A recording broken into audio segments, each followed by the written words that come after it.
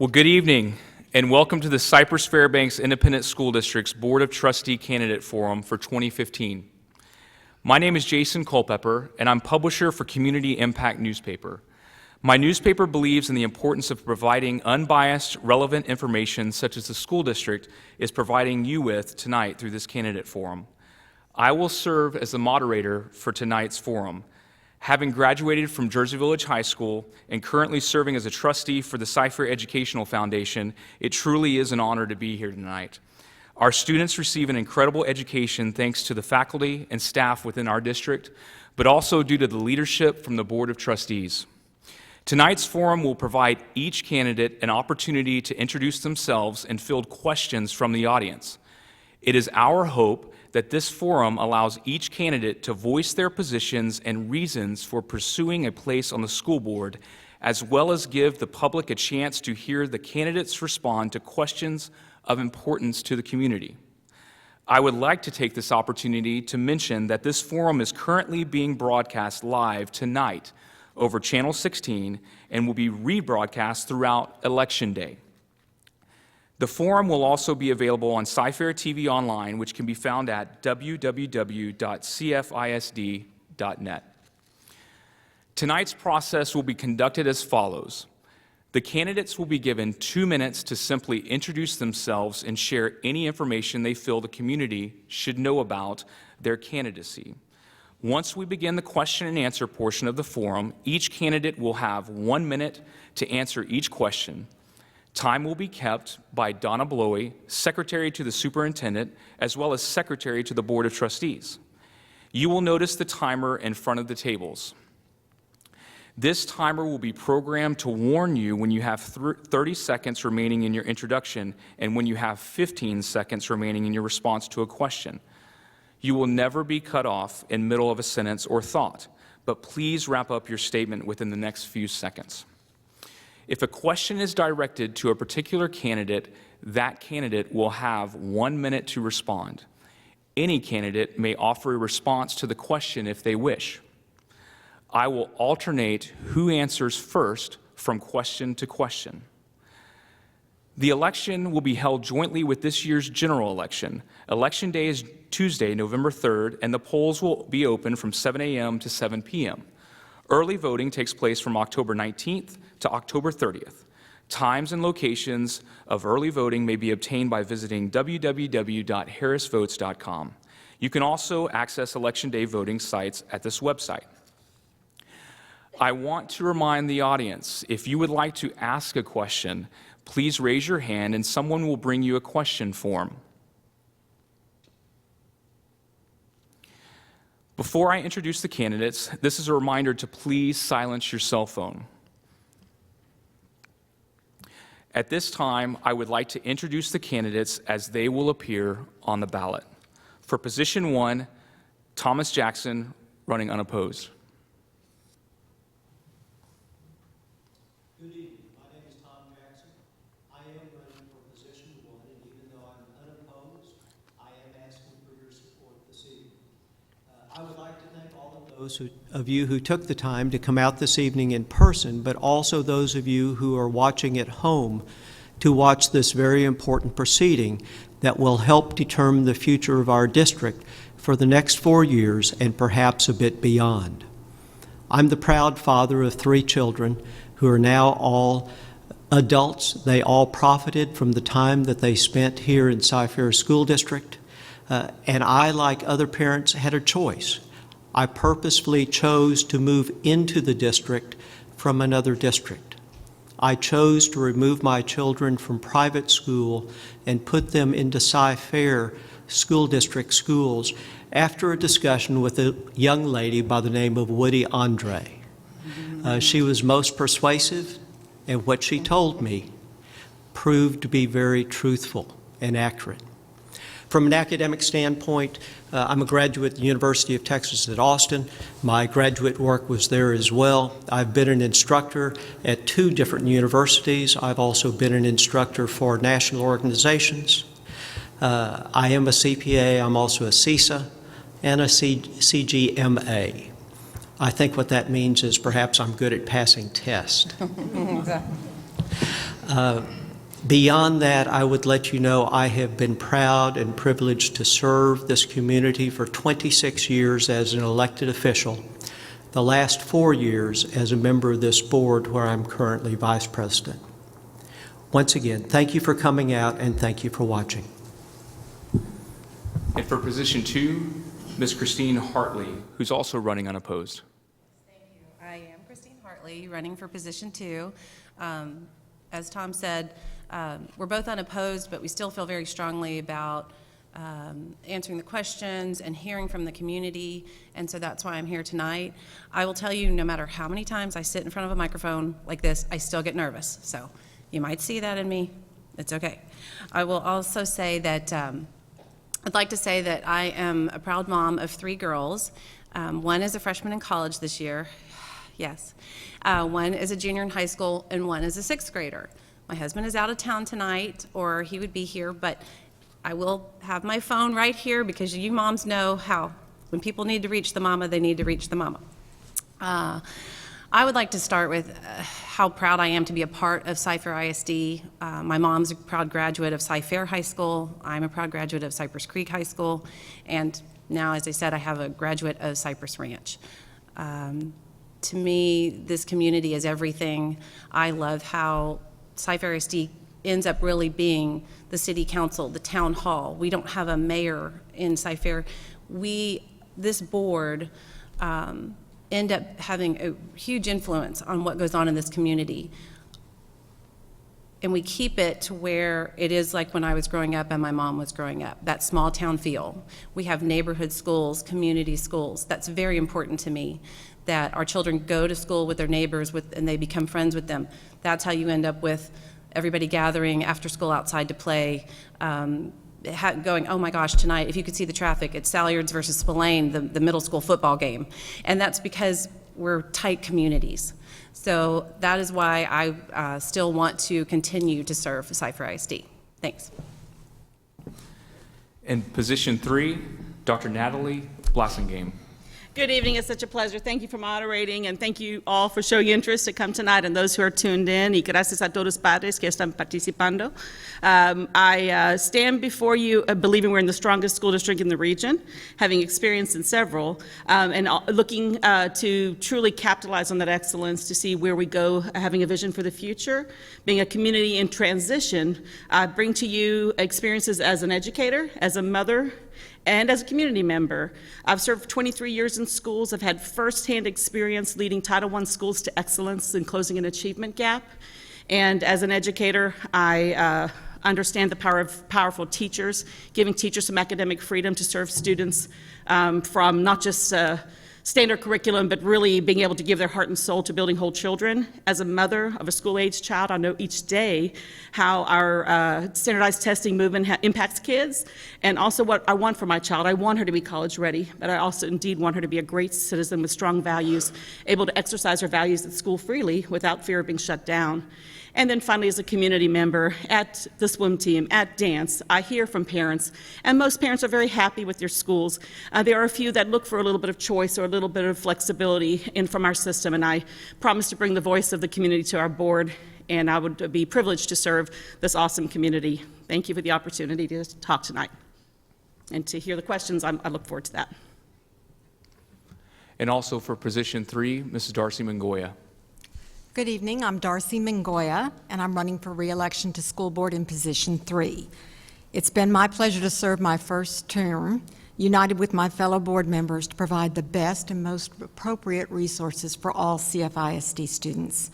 With the passage of last year's bond, we are in the process of strengthening campus security and providing the updated technology our students need, as we continue to be, and we still continue to be, one of the most effective and efficient school districts in the state. 35 years ago, my husband Bob and I moved to Cy-Fair because we wanted a great education for our 2 kids. They were toddlers at the time. We lived in Bon Air, in Jersey Village, and now in Champions. Our children attended Lambkin, Post, Dean, Cook, and Jersey Village. They received an outstanding education, were successful in college, and are engineers. Throughout the time my kids attended school, I was active in PTO and booster clubs. When I started working, I represented the business that I worked for on many district committees. I also served as a trustee on the Cy-Fair Educational Foundation for 18 years. In 1998, I became the president of the Cy-Fair Chamber, and the chamber shared the same boundaries as the ISD, and there was a great partnership forged there. I continue to build on that partnership with many innovative programs, including the movement to create Cy-Fair College. We needed that in our community, and look at all of the educational opportunities we have brought because of that. After serving at the Chamber, I was also an executive director at a nonprofit and then Lone Star College Foundation, where I retired in December. I've always viewed access to quality education as a right and as an agent for change in our students' lives. I have volunteered many hours in Cy-Fair working on initiatives that support that viewpoint. I seek my bid to win re-election as an extension of that service and commitment. I hope you will learn more about me tonight and see that a vote for me is a vote for all students. Thank you. And for position 4, Mrs. Debbie Blackshear. Good evening. I'm Debbie Blackshear, and I am running for position 4. My husband and I moved to Cy-Fair 37 years ago today, as a matter of fact, because of the reputation of this school district. My 2 sons attended Lambkin, Arnold, and Cy-Fair High School, receiving quality educations. After college and marriage, they both returned to Cy-Fair to raise their families. I now have 5 grandchildren, 1 at Salyards, 1 at Alt, 2 at Swinky, and a 3-year-old. My grandchildren are receiving that same quality education that my sons did. My passion, though, is for kids and education, and it's exemplified by most of the volunteer work that I do in our community.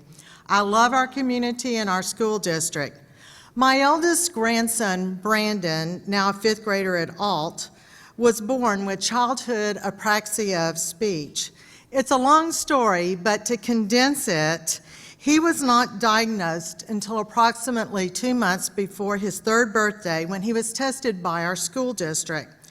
This diagnosis qualified him for the preschool program for children with disabilities, and it qualified him for 5 days a week. My son and daughter-in-law were told that he would never be on level.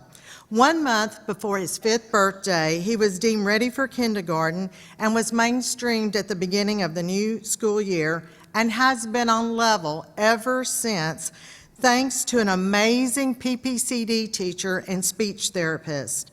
My family and I are very grateful that we lived in a school district where this program was available, not only for our grandson, but for all the kids who may need it.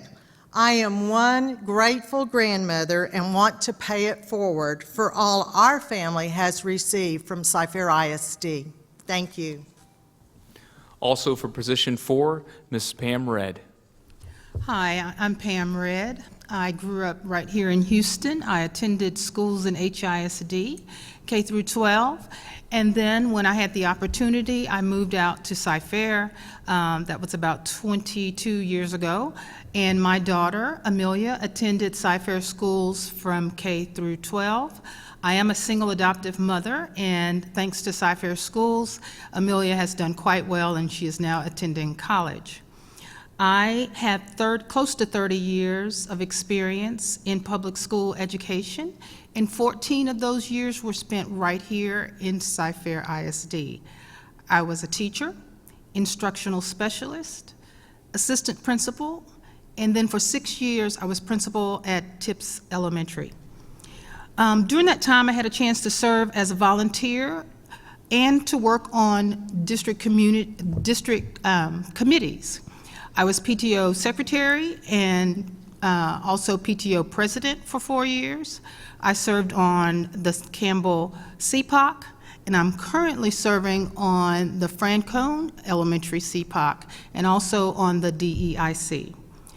I'm a licensed attorney, and I have experience in the areas of commercial litigation and bankruptcy. And in my last appointment, I worked as a controller and staff attorney for one of the Chapter 13 trustees. But my passion is education. And so after about 5 years working in that industry, I came back to education, and I want to bring that passion that I have for education to the board. I believe that Cy-Fair is truly a great district, and I want to give my time and my talents to my community. Thank you. Thank you, each of you. Are there any questions before we begin the question and answer part of tonight? Seeing none, let's get started. I want to make sure that everyone is aware that over the last few weeks, there has been a call to question for tonight's forum where anonymously questions could be submitted for the forum tonight in the event that you weren't able to attend. So I'll be sharing those questions as we go along tonight. First question, and we'll start with Mr. Jackson. This question is for all candidates. What are the 3 major challenges facing Cy-Fair ISD over the next 4 years? The first is closing the gap, and by the gap I mean both the academic attainment gap between our different populations, but also closing the funding gap where Cy-Fair has been financially penalized by Austin because we offer the optional homestead exemption. The second area that is a challenge is to continue to make the standards rigorous for our students to be both career and also college ready, and thereby answering the call of the 60-30 proposal. And then the third challenge that we have is how do we keep our salaries and compensation packages at a sustainable level for our teachers and our staff throughout the district so that we attract and keep the best talent available. Ms. Hartley. Thank you. I would echo what Mr. Jackson was talking about, the issues with funding and providing great salaries for our teachers and our staff as while we achieve academically. But I think all of this falls under a huge umbrella of, to me, the biggest challenge is individualizing instruction as we prepare our students for college and career readiness. I teach at Lone Star College, I teach freshmen, and I see the struggles that some of them have with being college ready. But then I also talk to those who want to get a certification and they need to be career ready. I know that we're already focusing on this in our high schools and our junior highs and our elementary schools. So how do we do this? How do we as a board guide our administration and support our administration as they also individualize the instruction for all the different needs, different levels, different groups of students that we have? I truly feel like that's our biggest challenge right now, and I look forward to tackling it. Thank you. Dr. Blossomgame? Some similar thoughts. I do believe that we have, with strong performance, we still have an achievement gap, and that applies to about 60% of our population. And so the ability to truly personalize and differentiate our approach to make sure that each student feels the hope and the preparation they need for their next steps, and then also to continue to be vital and maintain our property values, because a great school system is what builds a great community. I think second is this concept of standardization versus personalization. I think we can achieve, because of the foundational things in place in this healthy system, strong teaching core and great decisions made by leaders of the system, we are positioned to be able to experiment in personalizing in career pathways, in students bringing values to school and values education, layering atop of just academic enrichment and college preparation, also a preparation for citizenship, for students to build a strong character base. And I think our teachers are positioned to do so. And I think we need to unleash their creativity and let them have a little bit of academic freedom, and we can accomplish that. And safety is the final concern. Safety is on the mind of every parent when they send kids to school, to continue to pay attention to that. Ms. Mongoya? Thank you. I would have to agree with many of the comments that are made. The achievement gap continues, and we work very hard on that. And Dr. Henry knows how important that is to every member of the board. I think we've done many unique, different camps and strategies to work on closing that achievement gap, and I look forward to hearing other ideas that the administration has and seeing the results of those. I think another issue has got to be, as Tom mentioned, the inequity in funding. Our students, we receive less per student in our district than many of our surrounding districts. And I always feel like it's because we have our optional homestead exemption, and I want to continue to work with our legislators and stress how important it is to give us the same amount of money so that we can have the extra funds needed to accomplish what needs to be accomplished. And I would never say enough about retaining and attracting excellent employees. Teachers are the most important part of our puzzle, and we have to make sure that we can provide for them the way they need to be provided for. Thank you. Mrs. Blackshear? Yes, I think the three major challenges for me, the first one would be the fast growth. We're the 5th fastest growing district in the state of Texas, and with that comes the challenges of keeping pace with facilities, technology, and attracting and retaining quality teachers in our district. Secondly, I would say changing demographics. With 44.25% of our students being Hispanic, and it continues to be a challenge so that we make sure that our students are achieving success and are being integrated into the classroom. Thirdly, I would say equitable funding. We are not receiving our fair share of money from our state legislature, and we have to continue fighting to be funded equitably. While our school district does a very good job with what they have, it is not fair to our students to not have equal funding with other districts around us. Thank you. Ms. Red? I have to agree with what's been said already, and these issues are all intertwined. When you talk about funding, you can't hardly separate that from the changing demographics and the fact that about 50% of the students in Cy-Fair ISD are currently in poverty, and another large percentage are just above that poverty line. So when you look at the funding and you look at the demographics and the growth, you compare that to what the state is requiring. The state is requiring more and more rigorous testing at a time when funding is not equitable. Our students look different. They require more skills and assets from our teachers. And so all of those combined are tough issues for not just our district, but for Texas in general. Thank you. Our next question is for all candidates, and we'll start with Ms. Hartley. In addition to school board meetings, regular visits to campuses and district facilities, plus the dozens of community events, which are all important as part of being a trustee, how would you work this around your job, family, and other commitments? Well, that's a good question. And over the past 4 years, that's been a fun puzzle to figure out in my life. Still having, last year I had 2 in high school and 1 in the elementary school, and going to all of their things in addition to board. I try to get to as many things as possible. I think it's so rewarding for me. I feel it's rewarding for me to get out and spend time in our schools and really see what's going on. That's one of the funnest parts, because then I get to come back to a board meeting and shout the good news. So I would continue to do that. I currently serve as the president of a booster club, so that does take up some of my time. But obviously over the past 4 years, I've found a way to be multiple places anytime I needed to be, so I don't see a problem with it going forward. Dr. Blossomgame? I enter this race with full commitment to serve in this role in each way needed to make good decisions for our students and our community.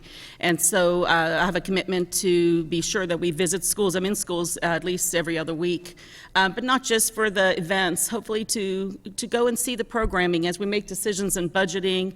We look at our achievement gap and decide who it is that we could still innovate more for. My goal would be to go after and visit and see on the ground the things happening that can help us make great decisions as a board.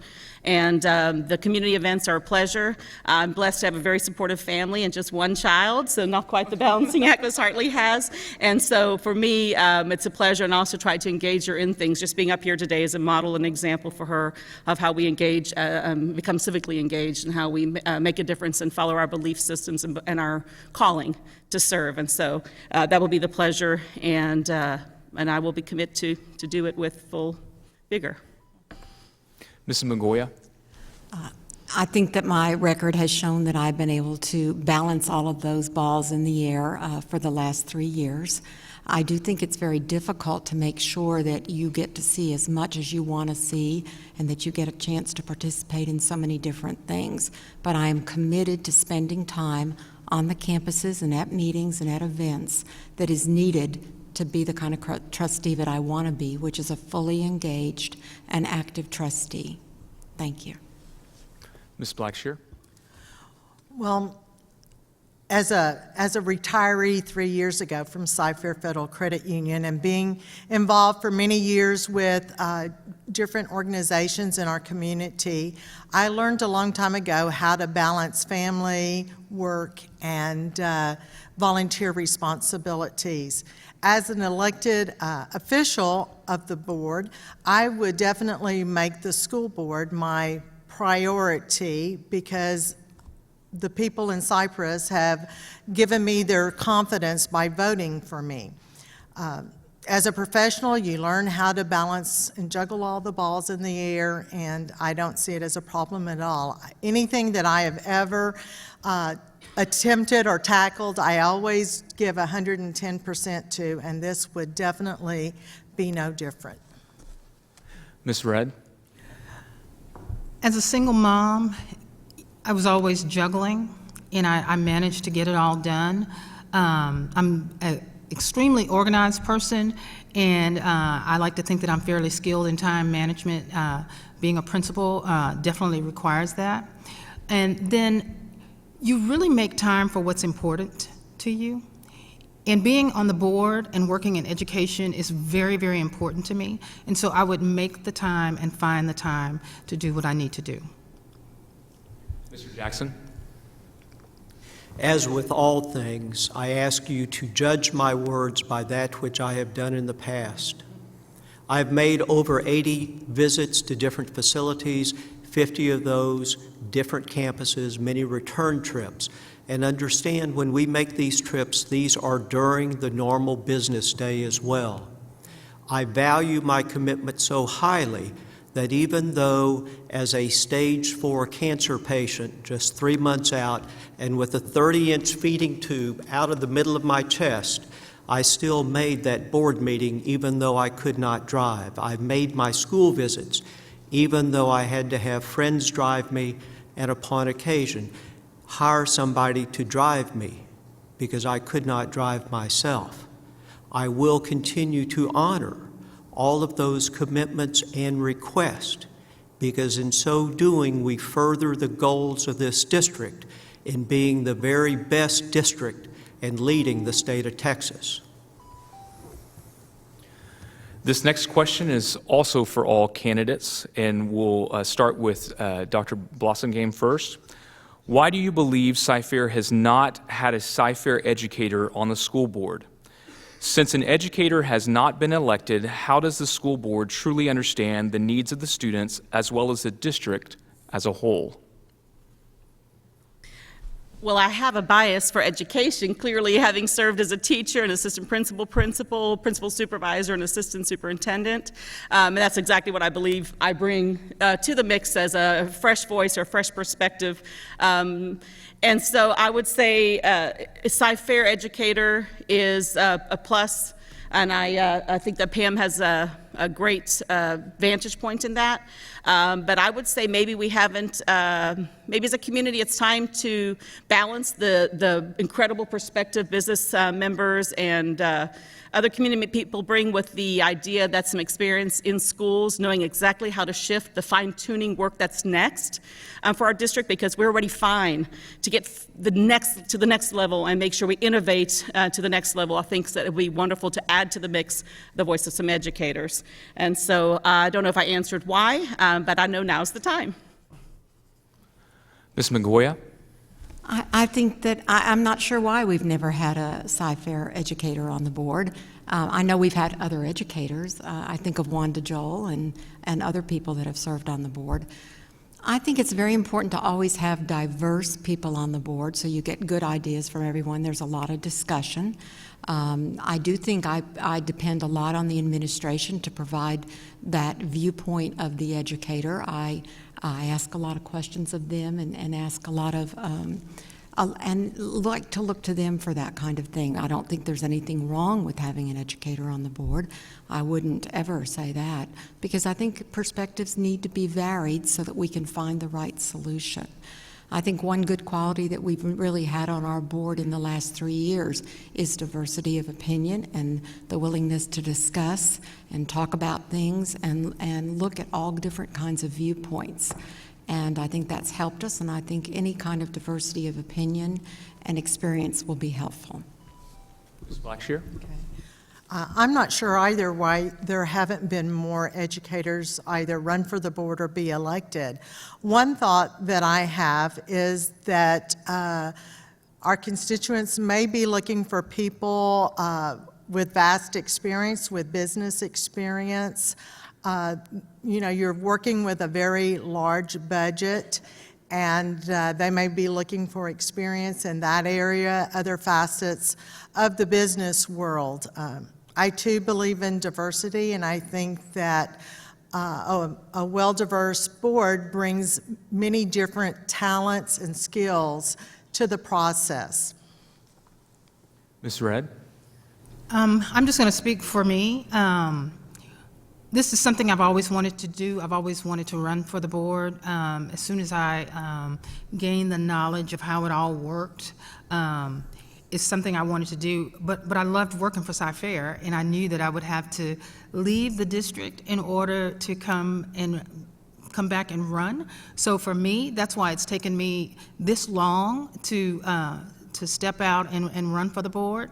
I know that a Cy-Fair educator or any educator would be very welcome. And several years ago, we had Alton Fraley on the board, who was an associate superintendent in another district. So I know that the board would be very welcoming. And for me, it was just a matter of I really wasn't ready to stop working for Cy-Fair yet. Mr. Jackson? I think to specifically answer your question, you have to look to the law, because the law is very clear on that. We can, in fact, have educators from outside the district serve on the board, and we've had any number of educators serve in that capacity, and they have had a welcome voice. I think what we also have as part of the strength of this district, we have a very talented group that I refer to as senior management. Others might refer to them as the superintendent and the senior cabinet. But senior management, they are all educators and are tremendously talented and well suited to the task. That, having said that, those of us from the business world bring a completely different perspective and contribute that perspective to those of the educators in leading this district. Ms. Hartley? Well, yes, I agree with Mr. Jackson in the fact that there couldn't be a current Cy-Fair employee on the school board, but I would argue that there is an educator on the board. My bachelor's is in elementary ed, and my master's is in early childhood, and I'm currently adjunct faculty at Lone Star College. So I love that I bring that part to the board already right now, and I try to speak for the teachers. I can always put myself in that classroom position of how they might be feeling. So I currently think there is an educator. I do strongly believe that school boards, and just as PTOs, and were kind of started for parents and community members, and it didn't take one hat or another to fill those positions. So we have an educator, we have business people, but the main thing is the people who are really invested, the parents and the community members that go to those schools every single day. All right, next question. We'll start with Ms. Mongoya. This is for all candidates. Cypher ISD is widely recognized throughout the state for both student achievement and fiscal management. As a trustee, what would you do to build upon that recognition? What is something that the district could be doing better? Well, you know, you can always do things better. You can always be more effective and more efficient. And I think some of the things that we've tried with different camps have been very interesting to see the level of improvement in our students. I think we'll continue to do that and continue to invest in that. But I would go back to the point that we are terribly efficient right now, and we're doing a great job. We outperform the state in all categories and all age levels, and I think that's very important to recognize. And as we've already mentioned, we are underfunded per student compared to many districts surrounding us. So I'm sure that we can tweak and make things better, but I'm pretty happy at what we're doing right now and pretty pleased with the achievements of this district. Ms. Blackshear? Well, there's always room for improvement. I too feel like our school district does things very well. Our numbers, our graduation rate numbers are indicative of that, as well as the number of our graduates that receive scholarships. But there's always room, as I said, for improvement. And I think part of that in achieving our success is having very highly qualified teachers in the classroom. And I think the other thing that we do well is our fiscal responsibility to our taxpayers. And part of that responsibility, of course, goes back to Stuart Snow, who is our CFO, and the district's cabinet and our school board. We do things very well here, as indicated by the awards that we've received from the Education Resource Group and from the State Comptroller's Office. Ms. Redd? I do agree with Debbie. We have received awards for, well, first awarded for Best Board and then awarded awards for financial responsibility. When we look at student achievement, we are probably the largest district where all of the schools have a met standard on the STAR test. But I do think as we move forward, we need to look at individualizing and differentiating instruction. And one of the ways to do that is through blended learning using technology. So although we're doing a fantastic job, I think as we move forward, I think it's going to be even more important to individualize and differentiate our learning for students. Mr. Jackson? This district has followed a strategy which is process-driven, creating a situation where you have continuous incremental innovation. This district is the least funded of any Harris County school district. It is the least funded of any of the 20 largest school districts in the state. And for the past 15 years, it has been a leader in the state as well as the nation at being recognized as being the most efficient and effective of the school districts. More than that, the Houston Chronicle loudly proclaimed on its front page that this district hands down outperforms all others with its special ELL population. To enhance this, we need to have additional funds so that we can expand these very innovative programs that management has designed to address these areas of opportunities for our students. Mrs. Hartley? Yes, thank you. I always have felt very strongly about being proactive and not necessarily reactive. As a director of a day school, that's what I taught my teachers on the playground. Be proactive. Get there before the kid falls. Don't just sit there and talk to your friend and get there after. So I feel like we encourage that in this district. We encourage our administration to be proactive, not just reactive to something that happened yesterday. What can we do next? What can we drive forward? I think that we do that in our, with academics and then also with our dollars. I'm very proud that we have, over the past 8 years, refunded and reissued bonds and saved the district $250 million in interest debt. Things like that. We're proactive with our money, we're proactive with our programs, and we're always looking to what we can do better. Thanks. Dr. Blossomgame? Thank you. I do think there's a lot to be proud of. And I think that very strength is why we are positioned to innovate, because of the fact that we are a healthy culture. There's great leadership. The teachers are drawn to work here. And so I would like to see us, in the vein of personalization, actually truly look to personalize in a way where we allow teachers and students both to bring their value systems to school more actively. Right now, we do focus on standardized testing, and it is a necessity, and of course, we're at the top of our game for that. However, when I look to what I value most in my child developing, and when I look at events happening in our community, when we have crime, shooting in my neighborhood, Copperfield, I'm not sure that we cared about what a criminal scored on his STAR test. We cared if he had the values and the ethics and the decency, the human decency, to act in a way that preserved life and preserved our community safety. And so I would like to see us be innovators in that realm. I would like to see us set a prototype for this nation, to say a district that was at the top of its game in academics also knew how to be at the top of its game in building character and values in our students. Thank you. This question is for Ms. Redd. What is your position on Common Core curriculum?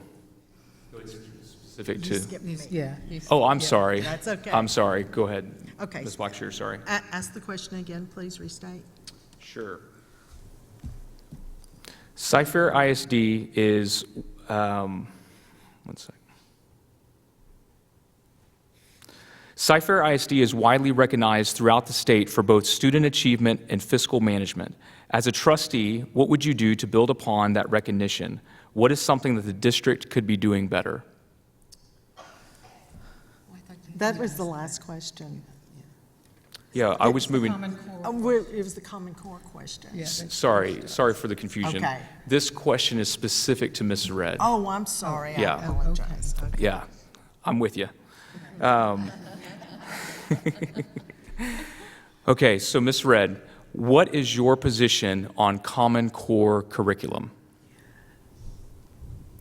I do understand the need for consistency of purpose. However, here in Texas, we have our Texas Essential Knowledge and Skills, and I believe they are sufficient to educate our students. And so I do not see the need for us to adopt Common Core. In fact, from what I understand, the Common Core, the way they do their testing and some of the other things, they have actually adopted some of the practices from Texas. So I just believe that our Texas Essential Knowledge and Skills are sufficient for our students. Okay. This next question is for all candidates, and Ms. Blackshear, you will get to go first. What are your top considerations when deciding between multiple options for school attendance boundaries, school feeder patterns, geographic proximity, parent community desires, preserving property values, other, etc.? Well, I think for feeder patterns into our schools, school boundaries, we really have to look closely as to how we can disturb as few students as possible when making those changes.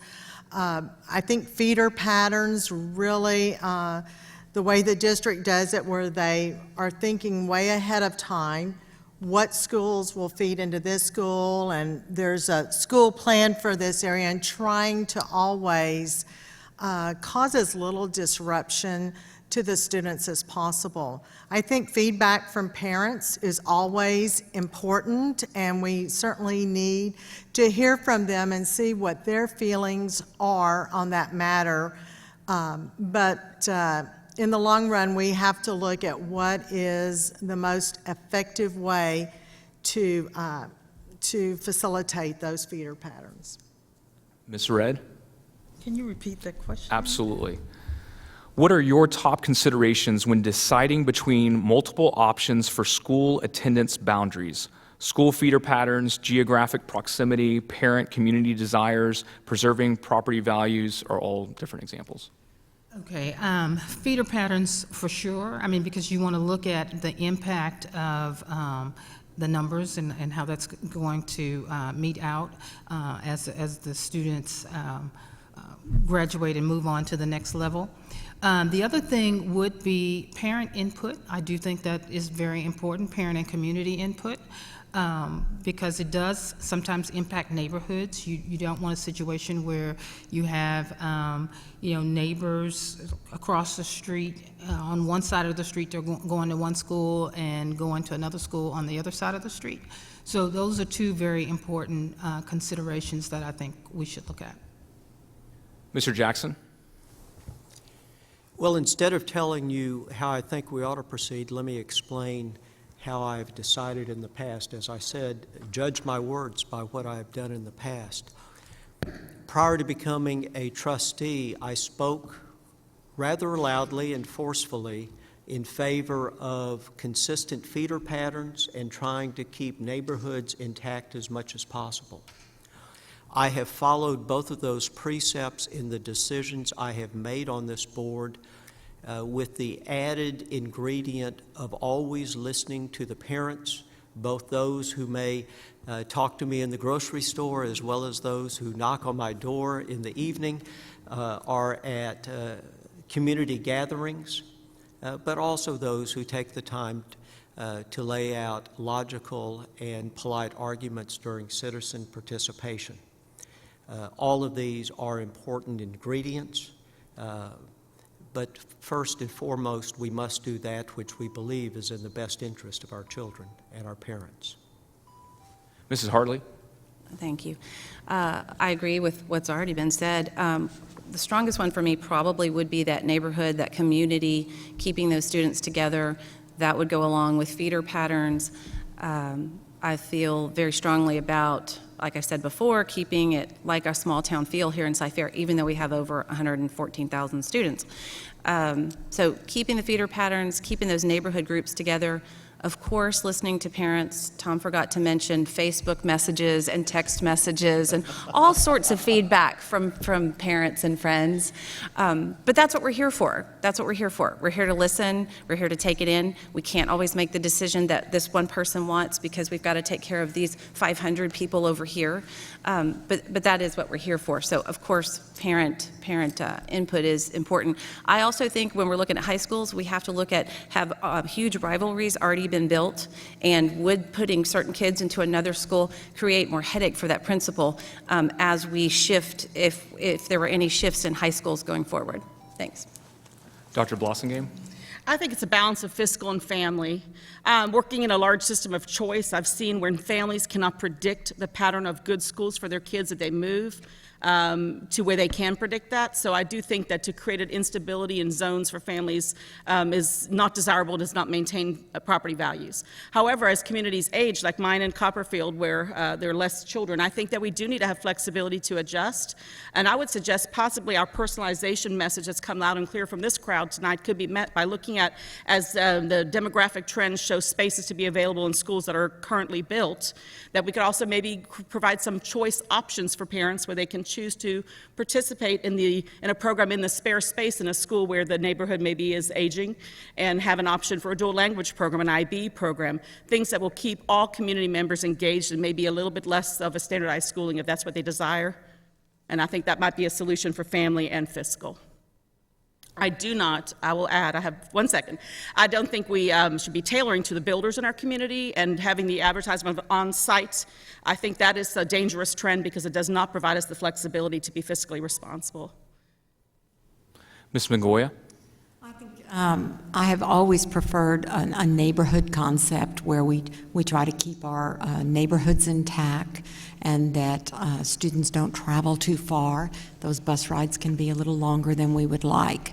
But as we grow, there are strains on that situation, and we have to work very hard to make it as consistent as possible, to preserve the feeder patterns that are so important, the loyalties that our parents have and our previous students have and the big brothers and sisters have. And parent input is very important. I like the way we look at boundaries now. We have a lot of professional information and demographics provided to us, but then we get a lot of chance to look at feedback, and Christine and Tom certainly weren't kidding. We hear a lot of different comments and I have to print a lot of emails and look at them and read them and think about them. But I go back to I want to preserve the neighborhood concept as much as I can. Thank you. This next question is directed to Dr. Blossengame. Why would you send your daughter to another school district when you are running for Cyfair ISD school board? I appreciate the question. First of all, my precious little daughter there in the second row is not a political pawn. She's my child. And so I think her consistent schooling, just as we just said, parents value here in Cyfair, is important. She actually attends a school where I was principal for 7 years. At that school, we have fabulous literacy with amazing teachers who know how to treat students very well and build them as whole people. And not only that, she's achieving incredibly well in her standardized tests, a commended performance, congratulations, Peanut. But also, she's bilingual and biliterate. She reads, speaks, understands, writes in English and Spanish in 4th grade. And so those are very beautiful options for any 4th grader, and I believe all students in Cyfair could have that option if they chose it. And so she's at a school that I've loved and served in for many years, and I didn't change her with my employment situation changing, but I'm also very proud of the achievement she has there, and I would want those opportunities for all our students. Thank you. This next question is for all candidates. Substitutes have not had pay increases in 7+ years. Teachers and support staff have had at least 4 salary increases in that same time. Will you consider a pay increase for substitute paras and teachers? And we'll start with Ms. Redd. I was not aware of those statistics, and I understand how difficult it is to come in and be a substitute. We have fabulous substitutes that we rely on to help to keep the school going. So I would be in favor of a pay increase for substitute teachers. I do know that funding is always an issue, but that is definitely something I would be willing to look at strongly. Mr. Jackson? We currently spend a little more than $10 million a year for substitutes in this district.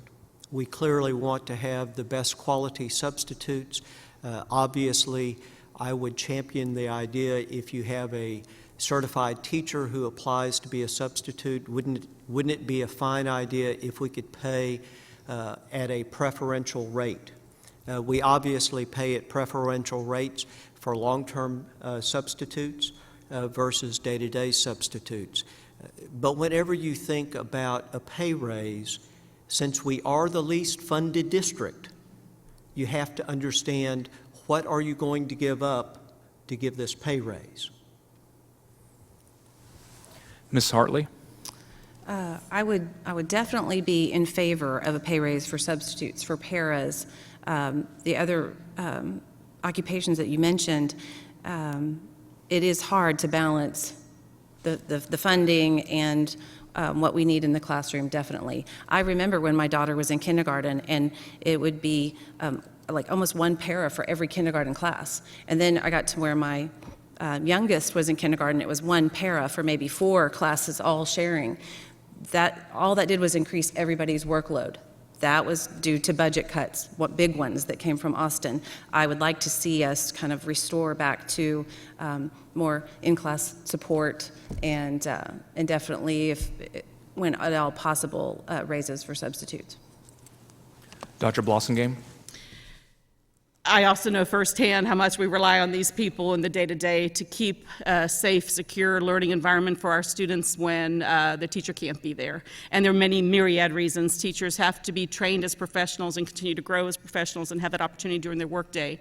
And so I would say, I think Tom's budget information is always very interesting, and the $10 million spent, and I would say differentiating, maybe based on experience in certification, but not just that. There are some amazing substitutes who don't have a degree and aren't teachers. I would say based on maybe experience, availability, and feedback from teachers about their efficacy when they're in the classroom, there could be a differentiated scale of funding for or pay for substitutes. I also believe paraprofessionals are the glue that hold our schools together each day, and so I think they're a very respected and maybe underpaid group, and I would see that that is something worth consideration in funding. And I would say for teachers, every time teachers are the most important people in our school system. I've served as a leader in order to empower and give teachers what they needed, and I say whatever it takes for us to compete to be the place where the best teachers want to work, we must do that. Ms. Migoya? Well, I certainly would be willing to look at that, and I think that's something that is easy for us to get our statistics on, to compare to other districts surrounding us, the fees that they pay. That's all valuable information. But as Tom and Christine have said, you know, we've got to figure out where to take from to add money to another line item. So it's something I'm certainly willing to look at, but I'd have to study it a bit more than with just the information I have tonight. Ms. Blackshear? Well, definitely, I would want to know what they are paid and if that is a competitive rate within the districts in our area. And I would certainly, if it's not, I would certainly support a pay raise if we can fit it into the budget. They are an important component of the education process in our schools. And as such, it could be very discouraging for them if they are not being paid competitively. So it's something I am definitely interested in looking at. This next question is directed specifically at Dr. Blossengame, Mrs. Blackshear, and Mrs. Red, and I'll go in that order. Why haven't we seen you at board meetings prior to this campaign? I have participated in every board meeting online. That's a wonderful option we have. And if there was opportunity for me to give two-way feedback at board meetings, maybe it would be more attractive to attend. I think that voice from the community and that community input is something that is difficult in the procedural way we set up school board meetings, but I would say that would be something everywhere that TASB would advise us that we can have, and more of an exchange of ideas in that setting. Might make other people like me come and attend in person rather than watching online. Okay. Ms. Blackshear? Well, I have attended board meetings in the past. I usually attend several per year. I have not attended one recently due to scheduling conflicts that I have had. Ms. Red? Like Debbie, I've attended school board meetings in the past, and I have not attended this year. I've spent the last couple of years getting familiar with the district where I am and going to those board meetings and trying to learn about the district. So I have not attended this year. All right. This next question is directed specifically to Dr. Blossengame and Ms. Red, and I'll ask in reverse order. We'll start with Ms. Red. Considering your strong education background, how will you be able to handle being in the role of governance and not stepping over to day-to-day management? Well, you know, I'm pretty clear on what the board responsibilities are and the tasks that they're assigned. And I know that we have district personnel to rely on for information, and so I would defer to them, because I am very, very clear on the role of the board and what we're charged with doing. Dr. Blossengame? I'm keenly aware of how policy and program decisions impact teachers' ability to serve kids in the classroom. And I think that is the knowledge and the background I bring to this, but I'm very excited also to be able to dive into policy and programming from a board perspective, asking questions and hearing the voice of the community to ask those questions in order to make sure that we provide strong leadership for our administrators. Very clear that they are the administrators running the program, but we are the citizen governments that the best form of citizen governance at the close level of the people. And so that is the role I bring to this, and frankly excited understanding what a difference that can make in the day-to-day of helping us truly free our educators up to serve our children, and also not sending educators on quests and queries after information that often is not made in the best interest, or maybe does distract from the purpose of educating children. So I think I come with with a conscience and a clear idea of what my role is in this position. Okay, thank you. This next question is directed at all candidates. Mr. Jackson, we will begin with you. Neighboring Katy, Alief, Spring Branch, and Houston ISDs have two-way dual language programs. Do you support development of these programs within Cypher ISD? Once again, we have to get back to the question of dollars and cents. These programs are expensive. I'll give you an example. We used to have an IB program in the school district. Because of financial cutbacks, that was one program that did not survive. Dual language is obviously the gold standard. However, I go back to the documentation provided by the Houston Chronicle that said that we had the highest achieving ELL population. That was on the front page. So the strategy that this district has developed delivers quality, effective education for the dollars that we're given. For those of you all in the audience, when I talk about a funding shortfall, just for one of our neighboring districts, if we had their money per student over the past 15 years, we would have no debt right now. Every new school that we have built in the last 15 years would have been built out of cash flow, and we would have had dollars left over to put into the classroom. Money matters at the end of the day. Mrs. Hartley? I definitely think it's something that we can look at. I feel that our administration does a good job of seeing what we can accomplish with what's going on in the district right now, with the fast growth, with having to put schools in just left and right. It's great being in a very popular area that a lot of people want to move to, but we have to have schools for those children. And as Tom said, that can take money. But with anything, I mean, we are innovative, we are aggressive in tackling issues, and so with any other issue, I would definitely be open to looking at it. Dr. Blossomgame? I definitely appreciate the question and hate there's only 1 minute to answer it. I will say that I don't know why a second language is seen as an asset in white children, but seen as a deficit in students, language minority students. And I think that's what's at the core here. I have built dual language programs, and I know that it costs no more. It does take dedicated teachers. It does take pedagogical advancement, but the same number of bilingual teachers you have can become dual language teachers. It doesn't have to be a full-scale project across the district. It can be done in sites able to handle it where the leadership is in place.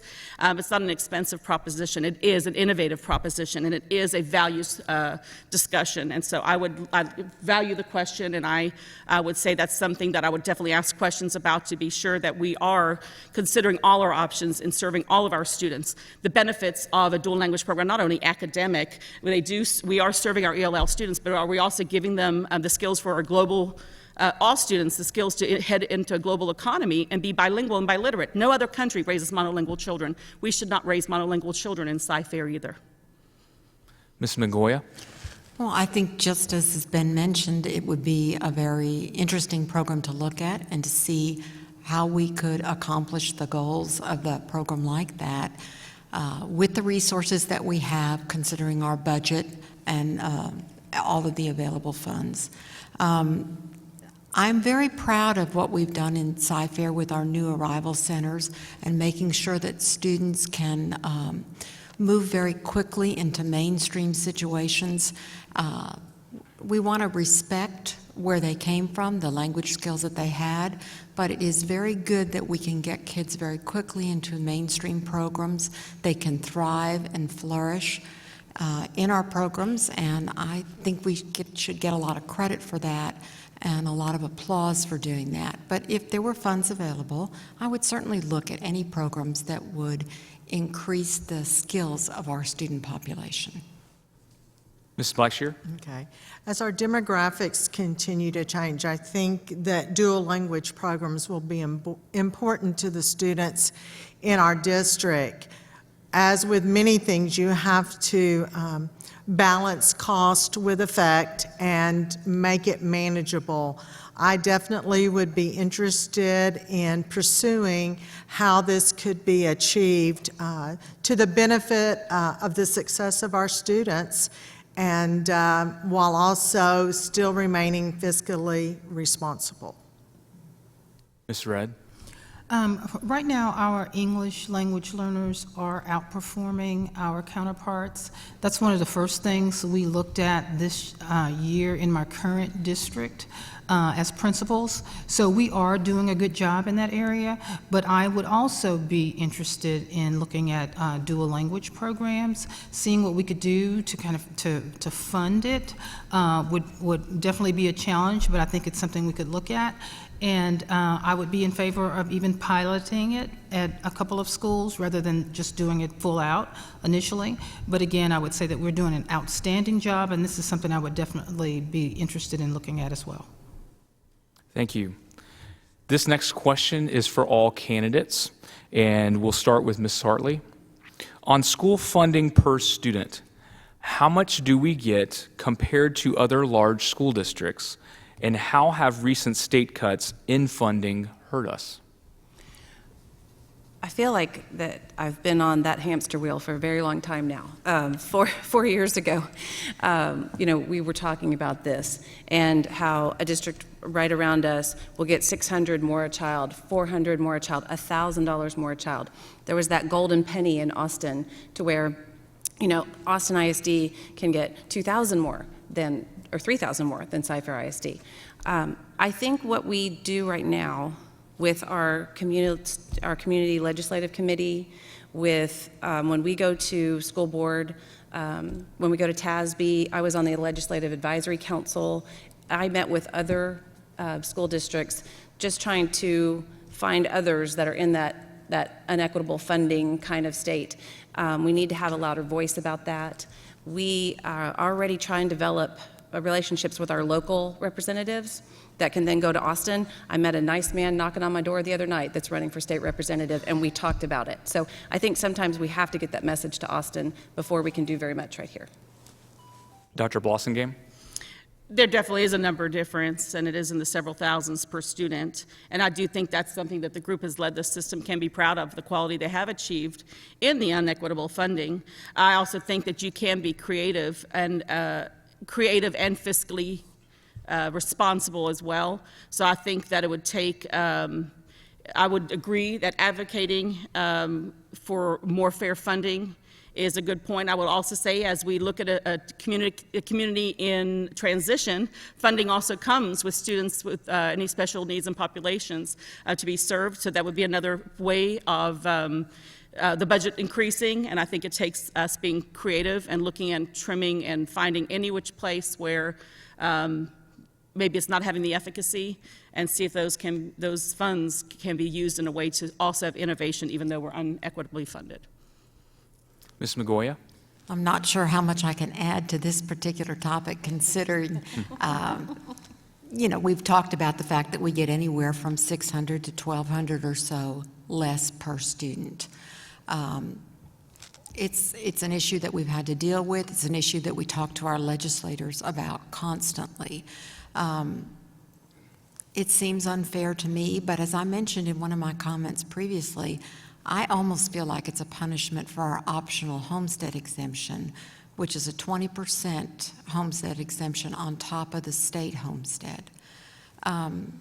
I know that the community out here doesn't want to give that up, and I certainly don't want to give that up, and we have supported and voted for that each year that I've been on the board, and I think we've been doing that for a number of years. So it's a balancing act. I want to inform more people about it, but we do get between $600 and $1,200 less than our immediately surrounding districts. Ms. Blackshear? I will tell you, as a member of the district's community leadership committee, we have been talking about this issue for a number of years and having conversations with our state legislature in this regard. It is ridiculous that our school district should not be getting our fair share of funding from the state. I mean, just the previous question when we talked about the dual language program. If we were getting our fair share from the state, that would not have been a question, because I'm sure a program like that would already be in effect. Back probably, I want to say around 2007, 2008, when there was a funding crisis, part of our committee's responsibility was to work with the district to look at areas to cut. And I attended some of those meetings with different parent groups and parent clubs, and no one wants their group cut. So I think it's imperative that we continue hammering our elected officials till we get this issue resolved. Thank you. Ms. Fred? I definitely agree with what's been stated. We are severely underfunded, and for several years now, staff members have been asked to really do more with less, and they are definitely feeling the strain. I believe we're in the position of waiting on a decision on the lawsuit that was filed by the various school districts, and I'm hoping for a favorable response so that we can recapture some of our funding, because it's definitely a strain on our staff, and ends up being a strain on the students as well. Mr. Jackson? I've already answered this question, I think, a couple of times. So let me answer, give you some answers that you haven't heard already.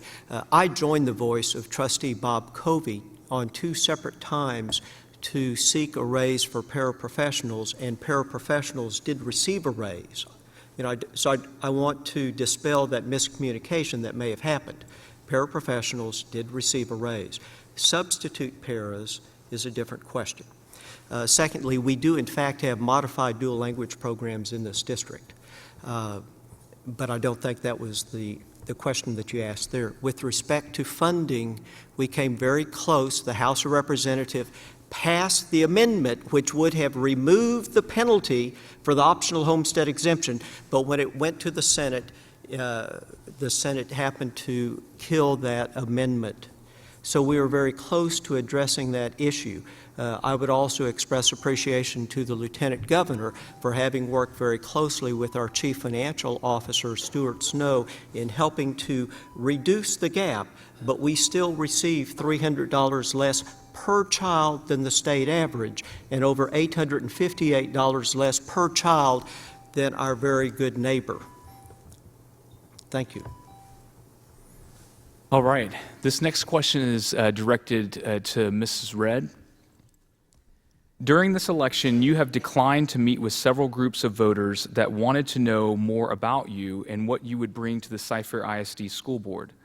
If elected, how would you ensure that the voices of diverse populations in our community are represented in school board and school leadership decision-making without meeting with and listening to them? There's really only one group I was unable to meet with. I had a scheduling conflict. And so absent any scheduling conflicts, I'm willing to meet with all groups as my time and schedule permits. So, because in order to be an effective board member, you do need to listen to all of the voices. And once again, there's only one group that I was unable to meet with, and it was due to a scheduling conflict. Thank you. This next question is directed at all candidates, and we will start with Dr. Blossomgame. What are your views regarding engagement with the broader community, including business, nonprofit, faith-based, etc.? What mechanisms do you recommend to secure broad community participation? Please elaborate on your experience in working with parent groups, community organizations, and others. I have a vision for this, and there's a city that has truly modeled how a community can be organized with its arms literally around a school district to ensure that it is meeting the needs, understanding that school districts are charged with the academic development. However, that doesn't happen unless we meet all the needs of students. And so Alignment Nashville is something you can look up and see. It is something that is a prototype, and I think we have some very hopeful pieces. I think Sci-Hope, and I'll give many people at the table the credit, that's a beautiful example of a way to begin to organize the community around the needs of students and around the schools, and that can be taken to the next level. Whenever you see a need, whatever our achievement gap shows, this is the thing that's causing some kids to stumble. Then you create a structure that is a 413C. It's not run by the district or the community. It's organized. And that group then says, leader from the administrative team, the senior team of the district, and a community leader from that industry or that group that can serve that need come together. They study the issue, and they work together to serve and solve it until it's solved. And so please look that up. I think you'll see it's a promising model. Thank you. Ms. Magoya? Well, I do think we've had some amazing improvements in communications with all of our community members through our communications department that's done a great job at kind of opening up the school district through their messenger system, through the website, through all of the different Twitter feeds that they're using. That gives us a window on the school district. It's kind of like the Channel 16 that it is on, I don't know if it's Time Warner now or which Comcast, I don't know which of the cables it's on. That gives us an open window into the school district, which I think is very effective in connecting people and bringing them to us. I have to applaud the administration for the way that they've gone out and worked with the business community, with the chamber. That relationship is long-standing, and it has really benefited greatly both our students and the community in general. But there's always ways to improve. There's always things that we can do to be more open, to have people attend more things, to communicate. You know, one thing I would have liked to see tonight is a packed audience. This is a great opportunity for people to learn and hear about our school district candidates, and we have kind of a small crowd tonight, so we really appreciate every single one of you being here and listening. Ms. Blackshear? Well, I'm a huge proponent of relationships, and I feel like it's important that we build relationships with our community. When I was at Cyfair Credit Union, I became partners with our school district because I strongly feel it takes a community involvement to ensure the success of our students. They are our future. And as such, I volunteered my time, and I encouraged my employees to volunteer during their time at the credit union and away from work. We had employees that were readers and mentors in various schools. We adopted a school. We were involved in the Cyfair Chamber of Commerce. I sit on the board of Sci-Hope and am proud to say that I was their very first person they asked to serve on their board. I've been involved with the Cyfair Ag program for 25 years.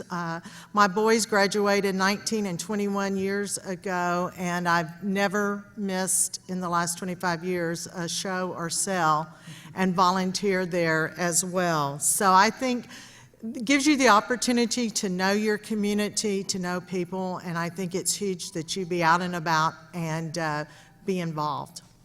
Ms. Redd?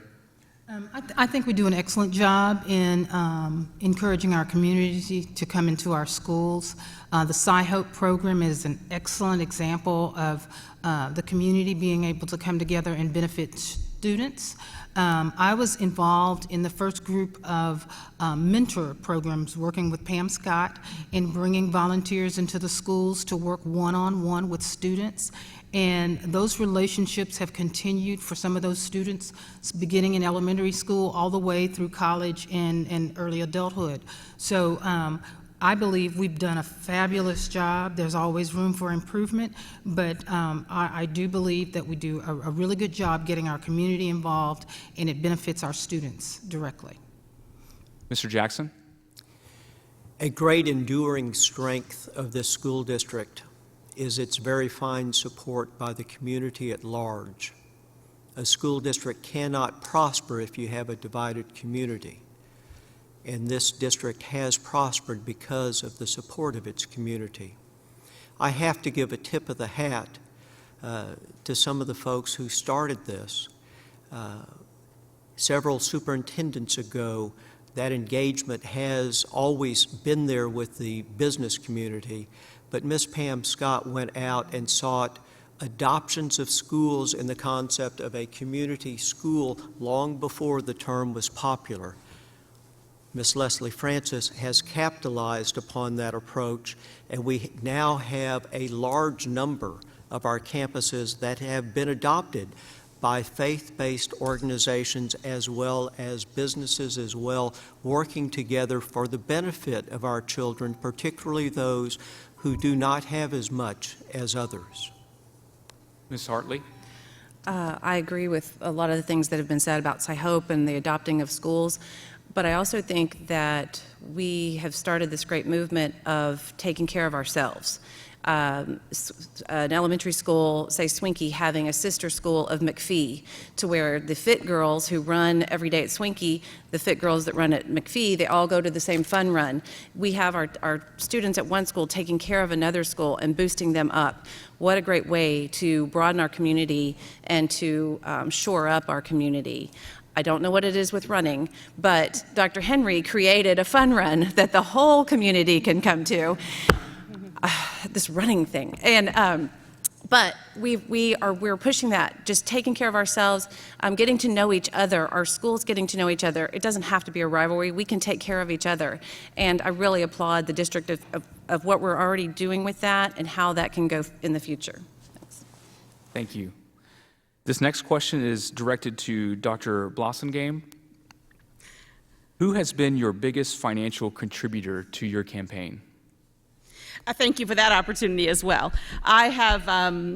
I studied the politics of Cy-Fair and understood what I was facing. There's a PAC that has elected every board member that sits, and that PAC raised $70,000 in the past in order to do that. And so in order to compete with that, I had to find a way to find funding, but that funding did not need to come from vendors for our school district. It needed to come from somewhere. I'm an educator, I'm not independently wealthy, and so I sought out, I'm a member of a group. When I entered education, I was Teach for America. I studied advertising. I was president of my dorm at University of Texas, and I had the opportunity to have a group from Teach for America come and ask us to host local children at our dorm and let them see the cafeteria. And so I fell in love with the organization. I joined, I became a teacher, and 23 years later, here I am. And so that group has an organization called Leadership for Educational Equity. It has no politics. It's not a vendor. It's a group that supports educators to be able to take what we know from the classroom, how we understand policy and programming impact schools, and be able to have access to support districts where we care and want to give our time. And so Leadership for Educational Equity has supported my campaign. I would like to just say one thing, because I am a sitting board member that is supported by a PAC, and I just want to make sure that I state very clearly that we do not receive corporate donations. We do not receive donations from architectural firms or engineering firms or any of those. We receive personal contributions from people. Thank you for that opportunity. Thank you. This next question is directed to all candidates and will first be answered by Ms. Magoya. Thank you. Making sure I'm paying attention. Would you consider moving all future bond elections to November rather than May in order to get a larger turnout of taxpayers making these important long-term commitments? Well, I think we would consider the election day that was appropriate as far as our timeline of what we needed to accomplish with any particular bond election. We had some discussion about our last bond election, which was a May bond election, and we wanted to make sure that we could put some of the safety improvements in place before the next school year started. So if we had waited till November, we couldn't have accomplished that. So I think when we look at bond elections, it's very, very wise to look at the timelines of what we want to achieve and make sure that we can meet them with the election day that we select. May and November are both accepted election days for bond elections. So whatever fits better into what we're trying to accomplish would seem the logical thing to do as far as I'm concerned. Ms. Blackshear? Being the co-chair of the bond committee or the long-range planning committee last year, I definitely would consider moving elections to the general election based on feedback that I received. I do agree with Ms. Mongoya that last year with that particular bond election, one of the big issues was safety and security, and being able to get the bond passed so that we would have the funds available for the start of the school year for transportation for our students. And that was something that when we received feedback from people in our community, and particularly parents, was very important to them. And based on that, I think last year was the right decision, but I know that many were disappointed in that, and so I would consider and see what the issues were with the bond, but I could definitely support a bond election. Mrs. Red? Like Ms. Mongo, I agree that it does depend on what's actually in the bond, but I would be in favor of looking at moving it to November, simply because we would hopefully get more of a turnout. But again, in May, we were looking at things that needed to happen right away. So that was extremely important to have that to happen when it did. But again, in order to get more support from the community and get more people out to vote, I would be interested in looking at moving it to November. Mr. Jackson? We actively discuss the timing of when to hold the election. In addition to safety issues, we are a rapid growth school district. We need buildings for our children to be taught.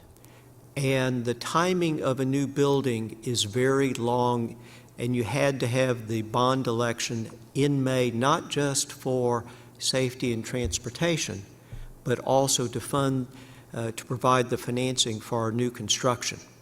Having the financing for the new construction, I might also add, has permitted us to proceed and be ravaged a little less heavily by the impact of construction inflation.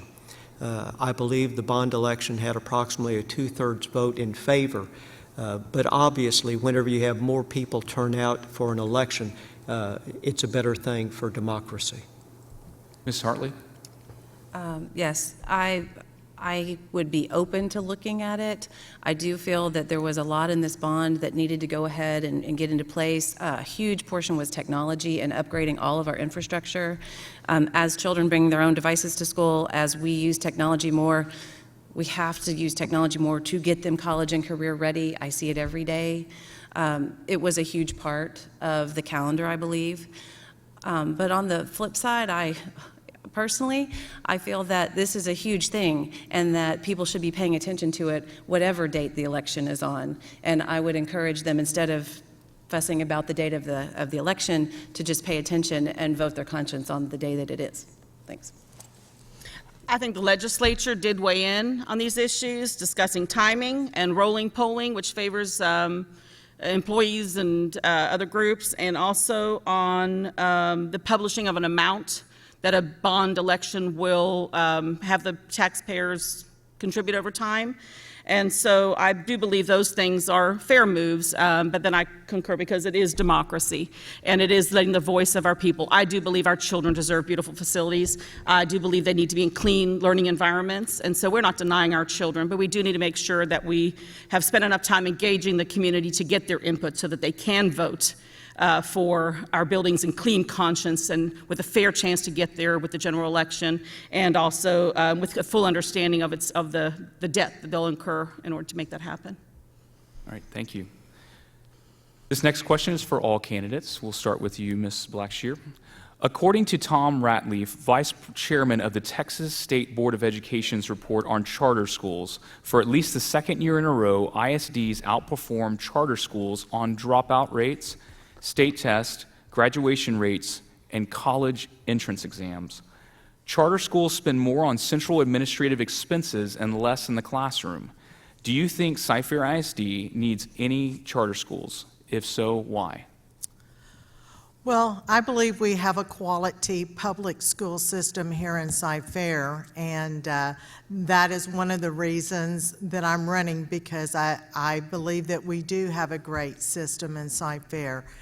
Our district works really hard to make sure that all our schools are prepared, and as was stated earlier, all schools met standard this past reporting year.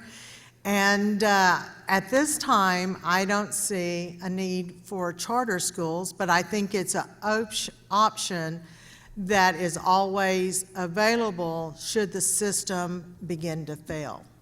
But at this time, no. Ms. Red? I have to agree. We're doing a phenomenal job with our students, and I would hate to see any funds diverted away from us when we're already at a point where we're very, very strapped for funding. I do believe that some charters offer some good choices, but right now we're in a situation where we have an excellent public school system and our students are getting what they need. I do believe at some point, hopefully if the funding increases, we may be able to offer more choice within our public school system, but I do not support diverting any of our funds to charter schools. Mr. Jackson? Well, first, let me say that I think the work done by my very good friend, Mr. Jody Lee Giles, Jr., in the organization of KIPP, and certainly he sent his sons to go to attend the KIPP program, have been wonderful where KIPP has been located. We do have charter schools within the boundary of our school district, so it's not as if we don't have charter schools. I am pleased to say that our district is a very high-performing district, and that's a tribute to our teachers, but also to our campus administration, but also to our very top administration led by our superintendent and his cabinet. Charters they have a place in some districts. Certainly they're welcome in New Orleans, but I don't know that an expansion of charters here within the Cypher boundaries adds value. And we do have school choice within the boundaries of our district as well. Ms. Hartley? It's funny how when you campaign, especially that first time, it really cements your beliefs and your values, and it really almost helps you figure out how you feel about things, even if you already thought you did. What happened to me that first time campaigning and has gone through the past 4 years is how strongly I feel about public education, about how as I spoke before about the neighborhood schools. But of course, we need to make sure that we offer a variety of programs at our schools and give as much diversity to our schools as possible. We've talked about, though, how much less we make than the neighboring districts. That's hard to do. We do it very well. We have great public schools. I want to stay on this board to continue pushing that, and at this time, I see no need for charter schools in Cypher ISD. Dr. Blossomgame?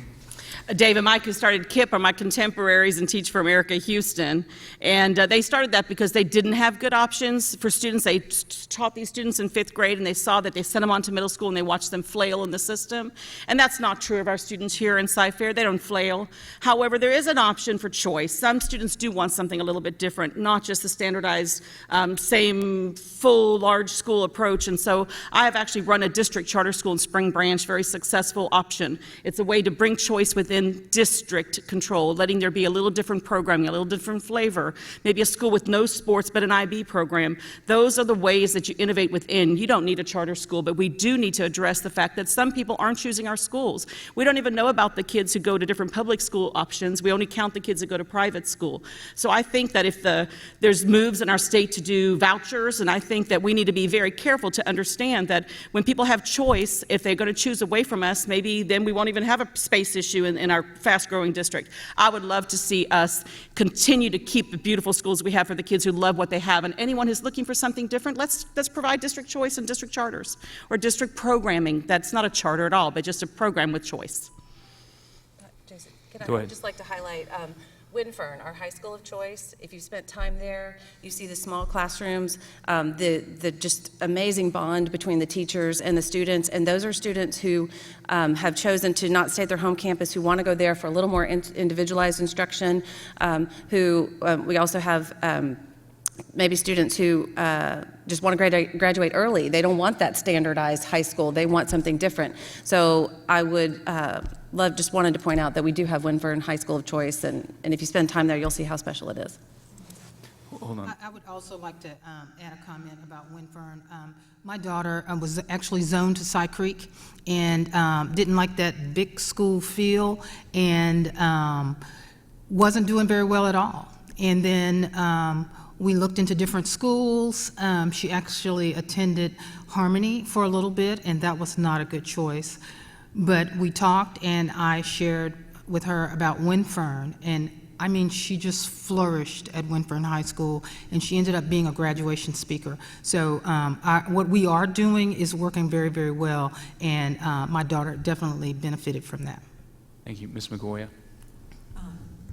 I would just, and Tom, correct me if I have this figure wrong, I think 97% or so of the students in Cy-Fair ISD choose to come to school at Cy-Fair ISD. About 3% or so go to go to charter or private schools in our area, and we do have several charter schools that are working in our area. If we can provide and satisfy that larger percentage, I think we're doing a pretty amazing job. And that's a big statement for Cy-Fair ISD and from our community about how pleased they are with us. I am not in favor of vouchers, and I can say that, very strongly. I don't want to see public money go to other areas and not have the same standards and testing that we do, especially when we're so underfunded. But if there's a need and there's a desire, I think our community will let us know, and we can decide if we need to try something different and do something different. But right now, and Tom, you're going to correct me on this, 97% come here to Cy-Fair. And Darcy, your percentages is back there. Yay! That's big coming from Mr. Jackson. Thank you. All right. Y'all doing all right? We have just 3 more questions left. Y'all have answered a lot. So this next question, I'm going to combine for its similar subject matter and just make it a 2-part question. We'll start with Ms. Red, as it's for all candidates. What do you think is the role of fine arts and extracurricular activities in the education of the total child? And how can Cy-Fair ISD guarantee access to the special programs like athletics and fine arts, regardless of a student's background and financial resources? Well, I'm a huge proponent of the arts. I'm a musician, and I believe you can reach students through fine arts and sports and use that as a motivator to keep them interested in schools. I think our programs are open to all of our students, no matter their status. I do know that some of the programs are a little expensive, but I do know that there are resources for those students in order that they can participate. But I am definitely a proponent of the arts, and I hope that it's something that's never taken away from our schools, because it does round out the whole child. Mr. Jackson? Well, as anybody who knows my background of having been a band dad for 8 years and serving on a band board for 3 of those, I am a big proponent of the arts. What it did for my son cannot be measured, and that's a personal story, but trust me, it worked in a very significant fashion. I am proud of our district at continually moving resources into our fine arts over the years. So now that we have a robust orchestra program throughout the entire district, so much so that one of our high schools was selected as the preeminent orchestra and will perform at the Midwest concert up in Chicago. However, still not all of our students can afford the instruments. We do have programs where corporate sponsors come in to donate money for these instruments to be rented. and certainly a borrowing campaign and a contribution of instruments is also well underway. Mrs. Hartley? Yes, I'm a huge supporter of all the fine arts and other activities that the students can do after school. I'm very thankful that we were able to put back late buses so that students who were staying after school could get home. I think that these different entities create such spirit for the school and for the students. They are proud of their school, they are proud of their band, they are proud of their drill team. It makes them want to come to school. It gives them not immediate friends, but eventual, like they have a group at school, so that child that might have been over here kind of by themselves now has this group that they can go to every day. So I think that they are a key component in keeping our kids engaged in school and a lot of times successful in school, because you don't pass, you don't play. And so we need to continue to do those. I would like to see us be able to round out each school. Say a high school has this great musical theater department, but this high school can't do that just yet. I'd like to see us be able to put maybe sometimes a wider variety and they can all excel at all the high schools. Dr. Blossomgame? I definitely support a well-rounded development of students in mind, body, and spirit, and I do believe our fine arts and extracurriculars do provide that opportunity. And I have known many a student who came for those, and we fooled them into being college ready or learning in our academic goals and having them pass a test because they were plugged into their extracurricular. I think it's it's the things they all remember. It's what engages them with us in school. And so I would say to the question about access, regardless of background and financial, I think we need to explore who's not tapped into some extracurricular and find what it is that interests them. If it's a fine art and they just aren't accessing, why not? And then I believe the community, just question earlier about how we come around schools and needs. I also think it's acculturation. Sometimes it's just education and just invitation. And I also think it's creation of clubs like the Diesel Mechanic Club and the things that engage all students from their interests. So I think it's really, really knowing our students when we do the personalized education that Paul suggests is the answer here, finding out what each needs, and then finding the sponsor. Some of those don't cost money. It just takes an adult willing to sponsor, and that could be a community member or a faculty member. Ms. Mongoya? Well, I do think that our students benefit greatly from their extracurricular activities and from their arts activities. I know that both my kids enjoyed that, they were very proud to be a part of those clubs and those organizations. I found when I was a Gold Duster parent in the club for that we took care of those students that needed a little additional help in raising resources. We'd always have a Christmas card sale, and there'd be a couple of corporate sales that would be designated, the profits for that, to help anybody that was having trouble getting their resources. And I bet those are still going on today all across our district. I think our goal is to make sure that every student has the most well-rounded set of skills when they get out of high school, that they can move into whatever they want, whether it's career or college. They've figured out what they enjoy, and they can move forward. So I think we've done a pretty good job at that, and I think we'll continue to do that, and I would hate to see any cuts in arts and extracurricular. It means a lot to our kids. Ms. Blackshear? I, too, am a supporter of fine arts and extracurricular activities for our kids.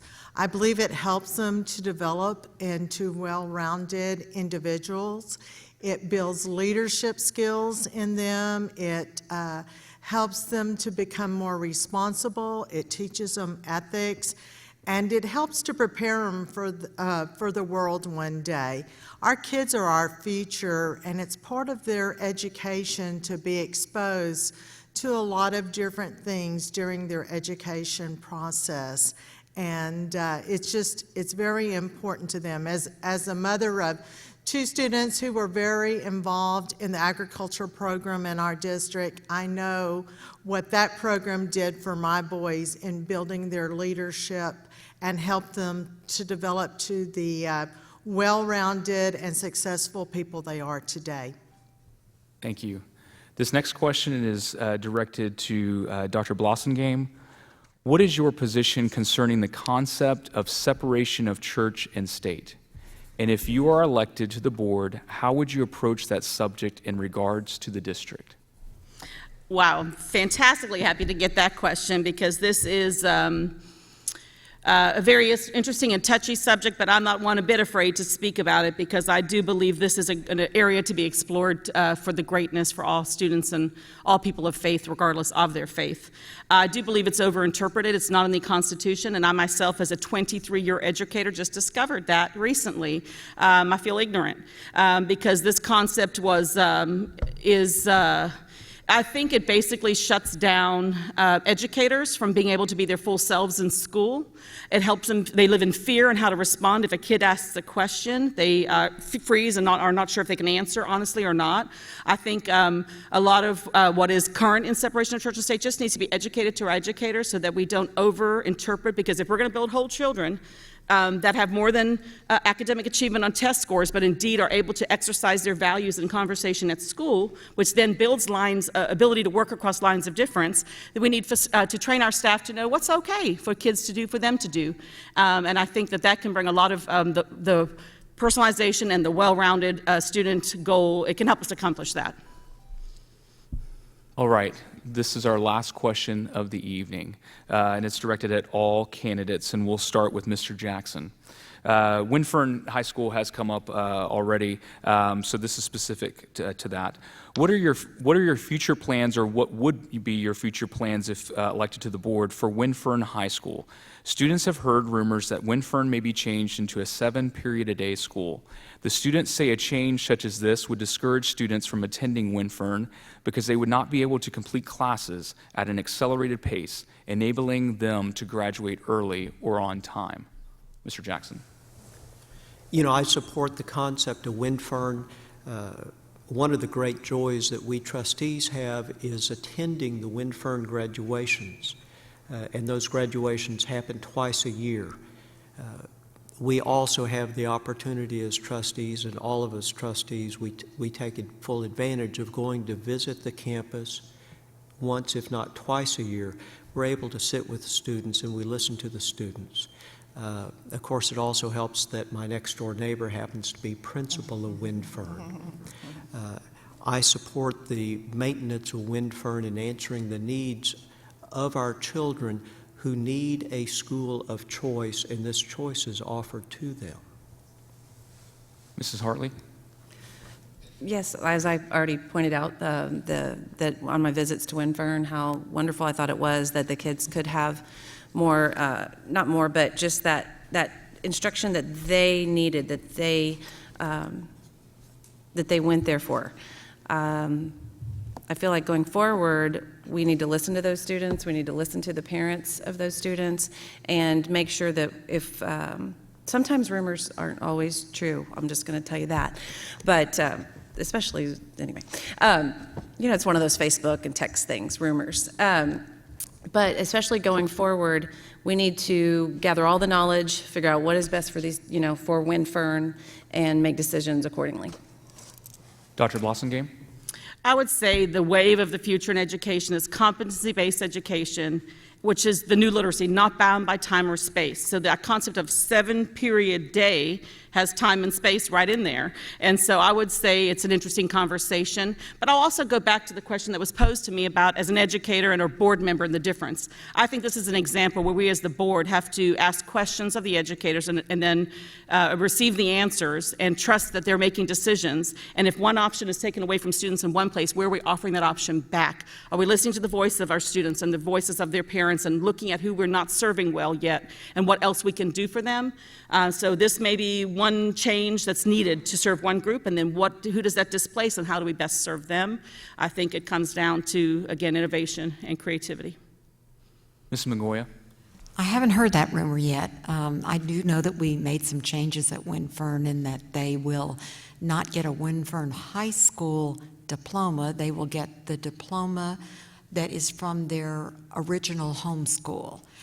In other words, if they were a Cypress Creek resident and had transferred to Winfern, because it's a school of choice, they, in the past, were going to get a Winfern high school diploma, but now they'll get a Cypress Creek. It'll still be the same wonderful ceremony that we have every year where we get to hear the stories about those kids. And Pam, I didn't realize when your daughter had spoken at one, those are the most heartwarming stories, and we really enjoy that. So I wonder if maybe that kind of confused people, and that's why we have this 7-period rumor, because I hadn't heard that. The thing at Winfern that we have to remember is we're taking care of kids with very unusual schedules and obligations, and we have to be flexible and make sure that we offer those options for those students. Ms. Blackshear? Well, I'm not real familiar with Winfern High School, except that I have heard great things from parents and students, and I think the results of their graduation rate speaks highly for itself. I think it's always important to listen to feedback from students and from parents when making any decision for changes. I never support change just for the sake of change. There has to be a valid reason for that, but input is always important. And if something is working well, let's leave it alone. Ms. Redd? The only change I would make to Winfern is just to make it a little larger and make it available to more students. They are limited in the number of students that they can have at that campus, but I will tell you, it was a life changer for me and my daughter. And I think we should keep it just as it is.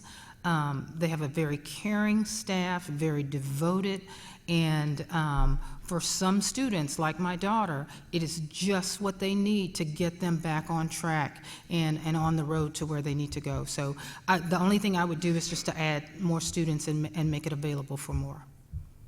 Thank you. At this time, I would like to give each candidate 2 minutes for closing remarks, and we will begin in reverse order as we started this evening. So whenever you're ready, Ms. Redd. Again, I'm Pam Redd, and I am running for position 4. I am almost a 30-year veteran of education, and 14 of those years were spent right here in Cypress-Fairbanks. I'm the only candidate that has a law degree and has spent time as a lawyer and a controller. I'm a very, very hard worker. I have a reputation for being very, very fair and being very collaborative. I will do my best to be a voice for those kind of unseen and unheard staff members that keep our schools running and buildings and grounds running so efficiently. I would like to be a strong voice for all of the citizens of Cy-Fair, for the paraprofessionals, for the teachers, for the campus, and the district administrators. And finally, as a woman of color and as a person with my background, I believe I can bring a unique perspective to the board that no other candidate can offer. Ms. Blackshear. Thank you. I believe that my volunteer involvement in the school district and our community has prepared me for this role.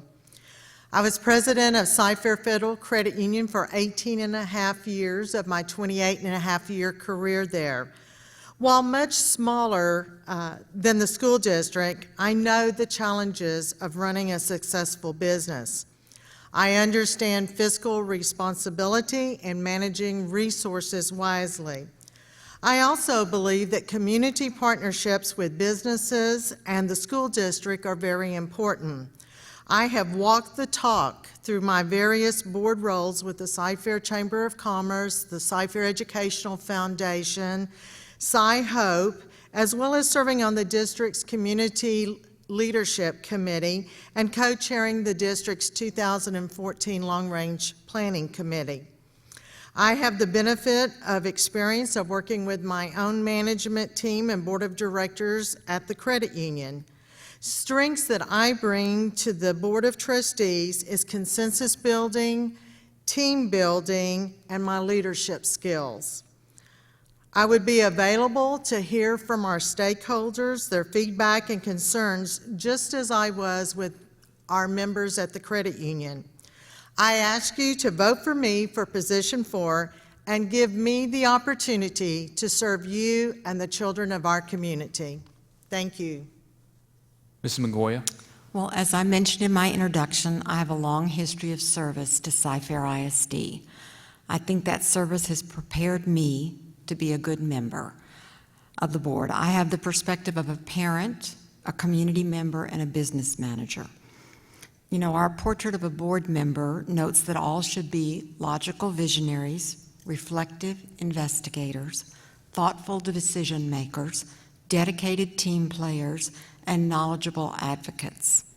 We have responsibility, mostly governance responsibility, including approving budgets, contracts, and personnel appointments, as well as hiring and firing, supervising, evaluating our superintendent. The board must establish and review educational standards and goals. The board represents and reflects the community and must always consider students' welfare. I believe I not only have the characteristics of a board member, but I also have capably performed my duties in my first term. I respectfully request that you read more about me at cfisd.net and also at forallcyfairkids.com, and there's a dash between all those words. And 4 is the number 4. That can help you learn more about me, because you don't have a lot of opportunity to learn all of our background and the answers to all the questions that you might want to ask, but you can look at those websites. And I respectfully request that you vote for me on November 3rd, or even better, early voting starting on October 19th. Thank you very much for this opportunity. Dr. Blossomgame?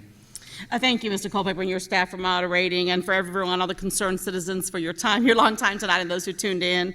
I really appreciated the questions, and in taking stock of the questions that were asked this evening, I see what's resonating in our community. You really want to know about our presence, engagement, and if we're listening to the community as board members. This beautiful balance between fiscal management, but also personalizing learning and innovating for our students. There's a lot of interest in our boundaries and how that affects families and property values, and also, of course, valuing and compensating our staff. And so I commit to transparency and open lines of communication with our community in my role as board member. I offer my ideals for a community where we do build whole children, focused on preparation for college and career and life, students who can lead our community with democratic values and govern themselves to improve our community safety. I also offer my career experience, having known on the ground how to take communities in transition and learn from the neighboring systems where maybe they haven't faced that head on, and that has definitely impacted the quality of schooling, the perception of the district and the value of their homes. And so I'll bring I have that experience working in large Title I populations that I can bring to support us and guide us and offer wisdom of what we've learned for our community in transition, and the heart of a mother, to hear the parents and the desires of all the other parents for what they want for their children. And make sure that we are providing those choices when it's not meeting their needs. And so I hope that I can count on your vote on November 3rd. Natalie Blasting, game on for Cyfair Kids. Look for game on the ballot and get in the game and vote for me, Natalie Blasting, game on November 3rd. I appreciate your time tonight. Mrs. Hartley? Thank you, everyone, for tuning in tonight and coming tonight. I am a proud product of Cyfair. I am a proud mother of Cyfair graduates and students, and I'm very proud to be a current board member. I grew up here, and then I went off to college, and then I went and lived in Dallas for a while, and my husband and I had children, and we chose to move our children back to Cyfair ISD so that that's where they could go to school. So I just wanted to kind of highlight that I did make that choice to bring them here. We were living out of town. And part of me coming back here is the love of where I grew up, the love of this district, and then becoming a board member, I'm even more protective of it. And I feel strongly about that one of our jobs as a board member is to speak for Cyfair and to protect Cyfair. It's really funny sometimes how people in Austin talk about giving more local control and giving people more local choices, but they give us unfunded mandates, and then they want to try to tell us that we have to take vouchers, that we have to do charters. I believe in Cyfair and how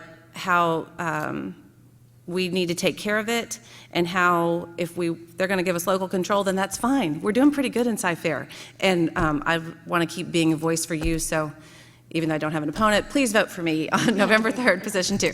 Thanks. Mr. Jackson. I, like everybody else, would like to thank you for being here tonight, either in person or watching on the television. I am humbled by the trust that you have placed in me by permitting me to run unopposed. I will work as hard at the next 4 years as I did in the first 4 at continuing to earn that trust. Part of that is always going to meet with groups whenever invited. I don't go where I'm not invited. I don't intrude. But I have never turned down a single invitation as well. I am so amazingly proud of this district, of the employees, of the senior management, the campus management. My heart goes out to you. Y'all have created something truly special for this district. More than that, I would like to give a tip of the hat to the community that has wrapped their arms around this district and has shown the rest of this state what a district can do even when deprived of the funding that it so richly deserves. I believe, as you do, that our children are at least as good as the average child in the state, and we should be treated equally, at least as good as the average. So thank you and good night. Well, thank you to each of you for your time and your access tonight and your attentiveness and bearing with me.